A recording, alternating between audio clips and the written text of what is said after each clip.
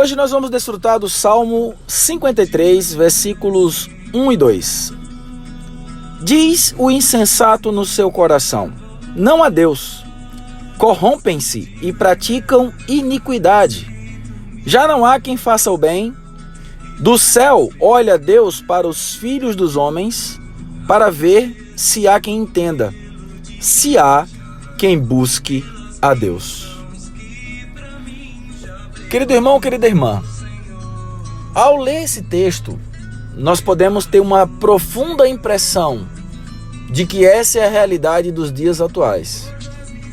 E vale lembrar que esse salmo foi escrito por Davi há séculos e séculos atrás. Mas é a realidade de hoje. Mas eu não queria falar apenas de um ímpio ou um insensato que está no mundo, mas eu quero falar da realidade de muitos cristãos que têm vivido dessa forma. Muitas vezes nós temos um proceder correto, adequado, quando estamos na igreja ou quando estamos sendo vigiados pelas pessoas. Mas quando estamos em ambientes onde ninguém nos vê, onde apenas Deus nos vê, muitas vezes temos atitudes de insensatos. E aí eu quero lembrar que esse termo insensato cabe muito bem também a cristãos. Porque a parábola das 10 virgens, lá em Mateus capítulo 25, ela tem 5 que são prudentes e 5 que são insensatas ou nécias.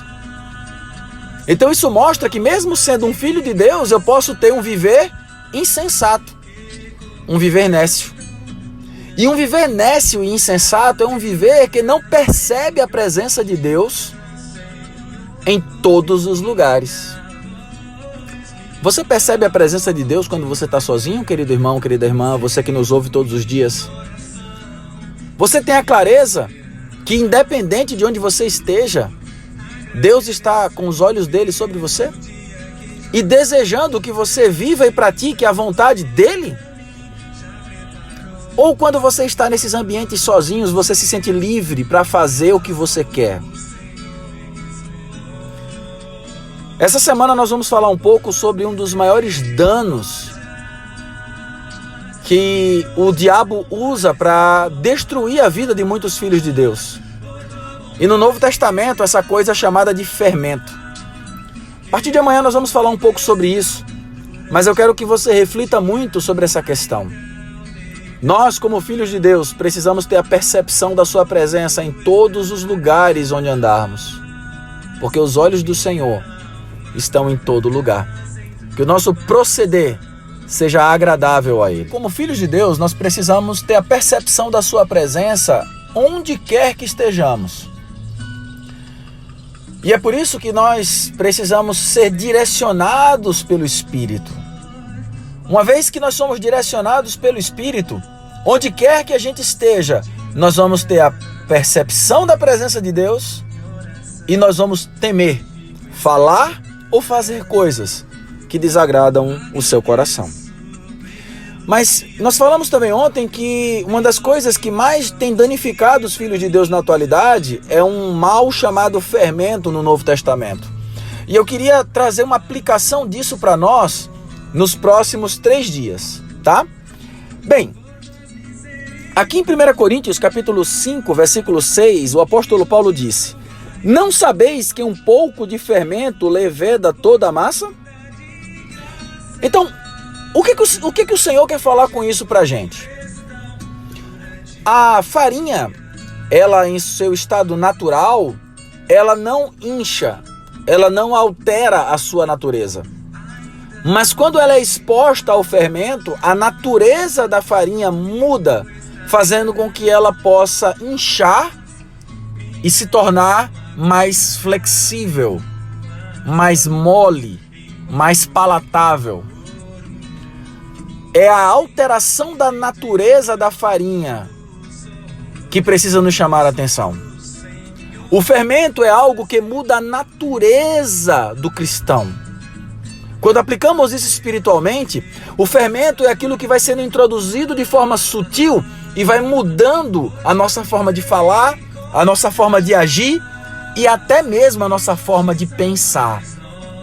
E muitos filhos de Deus têm sido enredados pelos fermentos atuais. No Novo Testamento nós temos pelo menos 3 fermentos citados.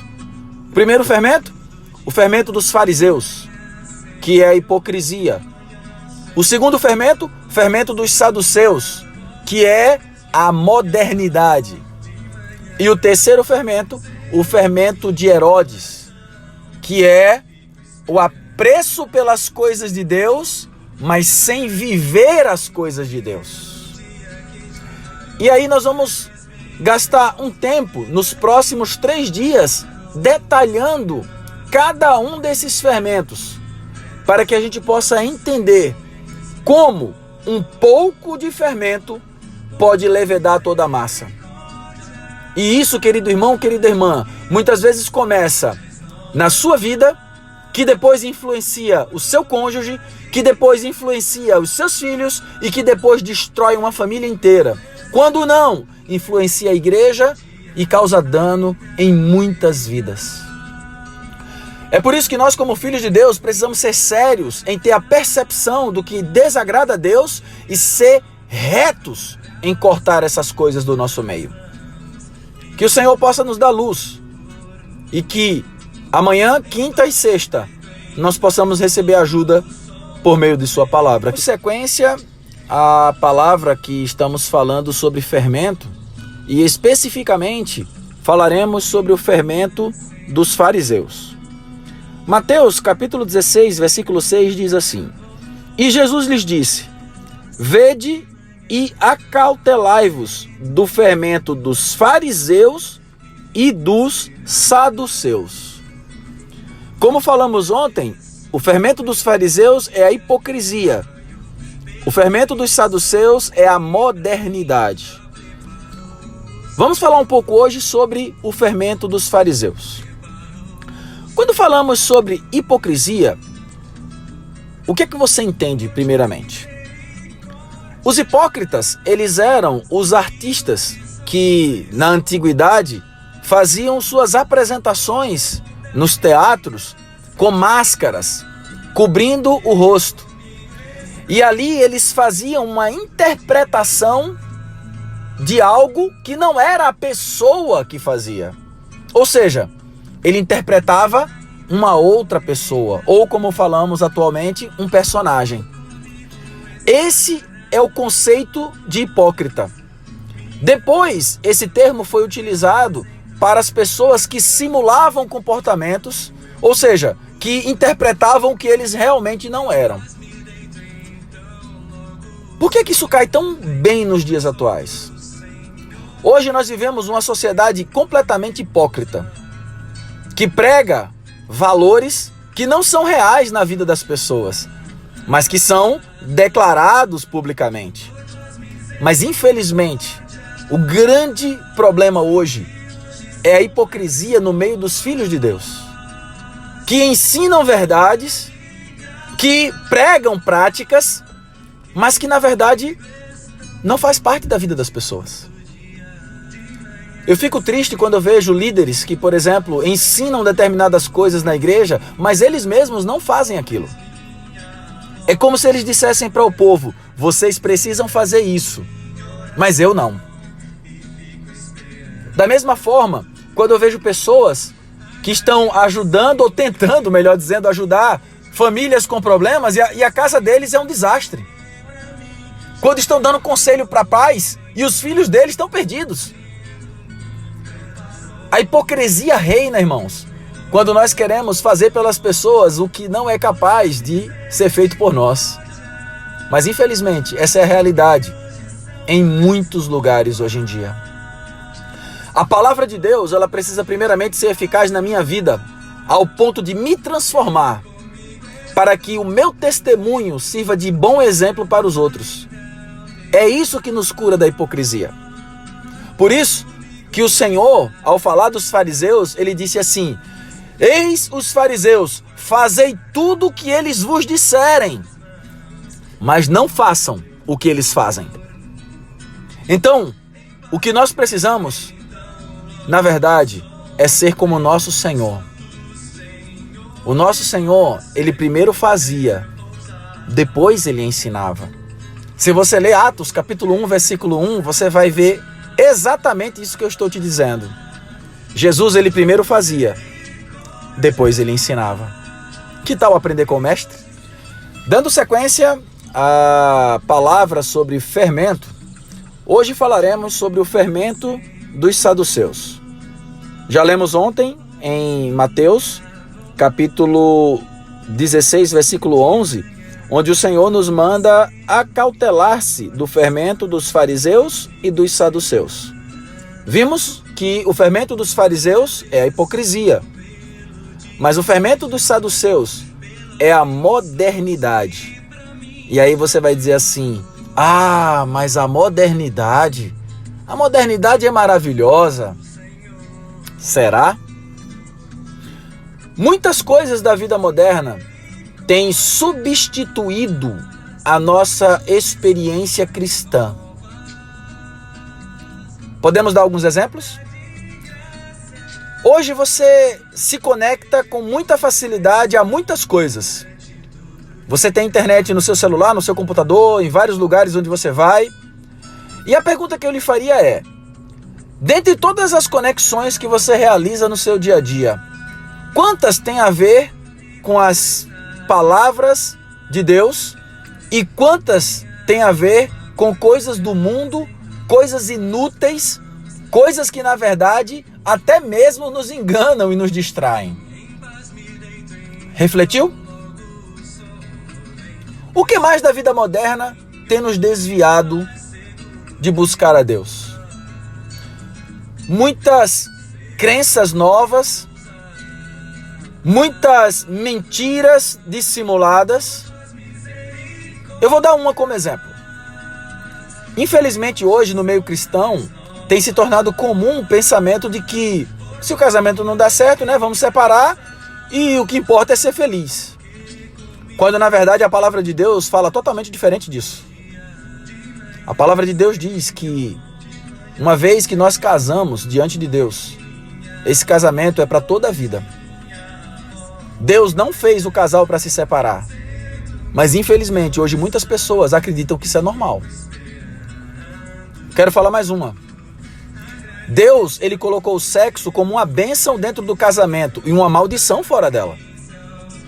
Hoje em dia muitos jovens cristãos acham que não tem nada demais, afinal de contas a gente se ama, a gente se gosta, então por que não? E não sabem muitas vezes que estão amaldiçoando as suas próprias vidas. Isso é sério, isso é duro, mas é a verdade. Então, esses fermentos da modernidade, infelizmente, têm destruído a vida de muitos filhos de Deus. Sem contar com tantas outras coisas, como séries, programas de televisão, teatro, entretenimento. Eu queria que você refletisse quanto da sua vida tem sido roubada por essas coisas, para que você não ore, não leia a Bíblia, não busque a Deus. Tem fermento na sua vida? Está na hora de começar a se limpar dele. O Senhor nos encoraja a lançar fora o velho fermento, para que nós possamos ser uma nova massa. E Ele pode fazer de você hoje uma nova massa. Que tal se voltar a Ele e permitir que Ele trabalhe em você sem fermento? Agora chegamos a Marcos capítulo 8, versículo 15, que diz assim, preveniu-os Jesus dizendo, vede, guardai-vos do fermento dos fariseus e do fermento de Herodes. Quarta falamos sobre o fermento dos fariseus, ontem falamos sobre o fermento dos saduceus e hoje vamos falar sobre o fermento de Herodes. Quem era Herodes? Herodes era um rei que gostava de ouvir as palavras de João Batista, que tinha respeito por João Batista, mas não fazia nada do que João Batista ensinava. Olha só, ele é como aquele irmão que vai para a reunião da igreja, aí escuta a mensagem, a palavra de Deus, aí diz assim, poxa, que palavra rica, mas não coloca nada daquilo no viver dele. Isso é um fermento. Não pense que gostar da igreja, gostar dos irmãos, gostar de frequentar as reuniões, isso vai salvar a tua alma, porque isso não é o suficiente para salvar a tua alma. A nossa alma, ela é salva à medida que ela é transformada por meio do renovar da nossa mente. Romanos capítulo 12, versículo 2. Se a minha mente não é renovada, eu não tenho como mudar meus pensamentos e transformar o meu proceder. E aí, embora eu esteja me congregando, ouvindo a palavra, eu continuo a mesma pessoa. Esse é o que nós chamamos comumente de crente Gabriela. Ou seja, nasceu assim, cresceu assim, vai ser sempre assim. Não é para isso que estamos na igreja. Não foi para isso que Deus nos chamou. Deus nos chamou para sermos transformados, para que a sua palavra mude a nossa vida. E nós louvamos a Deus porque Ele não desiste de nós. E tudo que Deus tem falado é para que nós possamos não somente vibrar, achar bonito, mas para que isso possa realmente entrar na nossa vida e mudar o nosso viver. Mudar o que a gente pensa, mudar o que a gente sente, mudar o que a gente quer. E nos tornar pessoas que realmente fazem a vontade de Deus. Minha oração agora é para que Deus nos liberte de todos esses fermentos. Senhor Jesus, nós oramos a Ti nesse momento, para que todo esse fermento que muda a nossa natureza e que distorce o nosso proceder, seja retirado das nossas vidas em nome de Jesus. Nós oramos, Senhor, para que toda a hipocrisia caia por terra. Senhor, para que todas essas coisas da modernidade que nos distraem e que nos tiram de Tua presença também caiam por terra. E nós oramos, Senhor, para que o apreço apenas pelas coisas de Deus, sem a realidade dessas coisas em nossa vida, também caiam por terra. O nosso desejo, Senhor, é que Tu possas fazer a Tua vontade em nossas vidas, para que nós sejamos uma massa nova, pura e segundo a Tua vontade. Que a Tua misericórdia nos alcance, é o que nós Te pedimos, em nome de Jesus.